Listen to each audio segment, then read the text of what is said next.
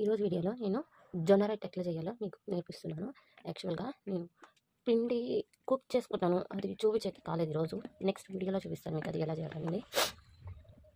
2 cups వాటర్కి 2 cups జొన్న పిండి, వాటరు, మళ్ళీ తగినంత సాల్ట్ వేసి కొద్దిసేపు స్టీమ్ చేసుకోవాలి. స్టీమ్ చేసుకున్నాక తీసి ఇలాగా మనము చపాతీ పిండి ఎలా కలుపుకుంటామో అలాగా మెత్తగా కలుపుకోవాలి. ఇప్పుడు ఇది కలిపి చూపిస్తాను. చూసారా, ఇలాగా పిండి కలిపేటప్పుడు మనకి చూడండి చేతులు ఎంత క్లియర్గా ఉన్నాయి. చూడండి, చేతికి అంటుకోకూడదు. అప్పుడు ఆ పిండి స్ట్రక్చరు కరెక్ట్గా కలుపుకున్నాము అనేసి అర్థము.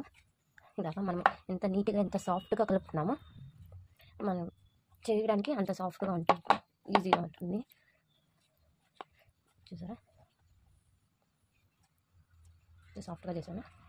ఇలాగా మనం కలిపి పక్కన పెట్టుకొని తర్వాత ఇలాగా మనకి ఏ సైజు కావాలో ఆ సైజు తీసుకొని ఇలాగ ఒకసారి మళ్ళీ ఇలాగ కలుపుకొని దాన్ని ఇలా చిన్న చిన్న బాల్స్ లాగా రౌండ్గా చేసుకొని తర్వాత ఈ జొన్న పిండి ఉంటుంది కదండి, ఈ జొన్న పిండిలో ఇలాగా ట్రై చేసుకొని ఇలాగా అంత పిండి వేసుకొని ఇలా కొట్టుకోవాలి.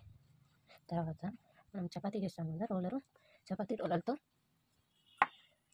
ఇలా రోల్ చేసుకోవాలి. మీకు రోల్ చేసి నేను చూపిస్తాను. చూడండి, ఇంత నీట్గా విరిగిపోకుండానే రొట్టె వచ్చింది. చూసారా, ఇలా ఉంటుంది రొట్టె, విరగదు, ఏమీ కాదు.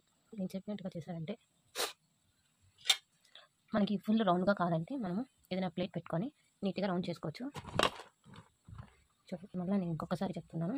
మనం రోల్ చేసే ముందు ఒకసారి ఇలా నీట్గా ప్రెస్ చేసుకోవాలి. చూడండి, చేతికి పిండి ఏమీ అంటుకోదు, మనకేమి ఇది కూడా కాదు, నీట్గా అవుతుంది. కానీ పిండి కలిపే ముందు స్టార్టింగ్లో వేడిగా ఉంటుంది, చూసి కలుపుకోండి, చేతులు కాలుతాయి.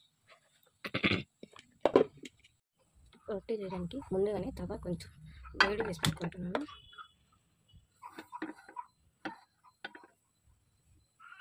చూసారా, రొట్టెలని ఇలాగా తట్టు పెట్టుకున్నాను నేను.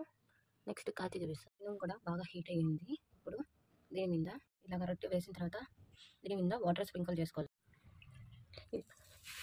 ఇలా మనం వాటర్ స్ప్రింకిల్ చేసుకొని మనం చేయి వేడిగా అయితే చేత్తో చేసుకోవచ్చు, లేకపోతే ఏదైనా క్లాత్ తీసుకొని చూడండి ఇలా క్లాత్ తీసుకొని ఇలా ప్రెస్ చేసుకోవాలి. ఇలా ప్రెస్ చేసుకోవడం వల్ల రొట్టె మనకి చాలా సాఫ్ట్గా వస్తుంది, ఈజీగా ఉంటుంది తినడానికి.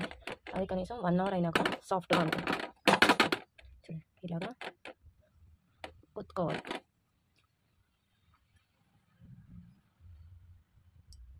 దీనికి మనకి ఆయిల్ అవసరం లేదు.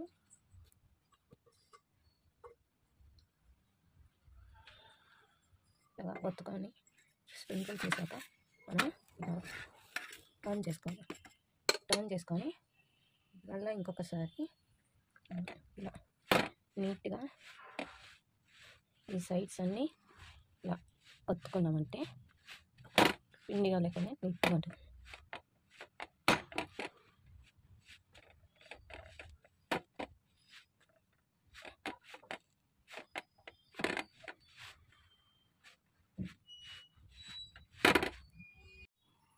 చూసారా, రొట్టె ఎంత బాగా కాలింది కాబట్టి చూడండి, ఇంత నీట్గా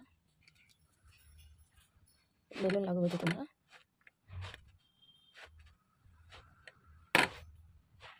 ఇలాగా మనం 2 సైడ్స్ చూడండి ఇంత నీట్గా. మీరు ఈ వీడియోని ఫుల్గా చూడకపోయారనుకో మీకు ఈ రొట్టె ఎలా వస్తుందో నీట్గా బ్రేక్ కాకుండా మీకు తెలీదు.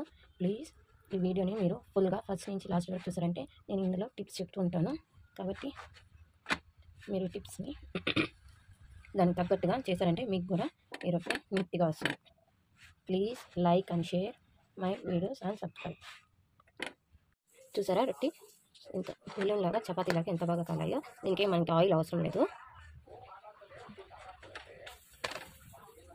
2 అవర్స్ అయినా కానీ ఈ చపాతీ సాఫ్ట్గానే ఉంటుంది. ఈ రొట్టె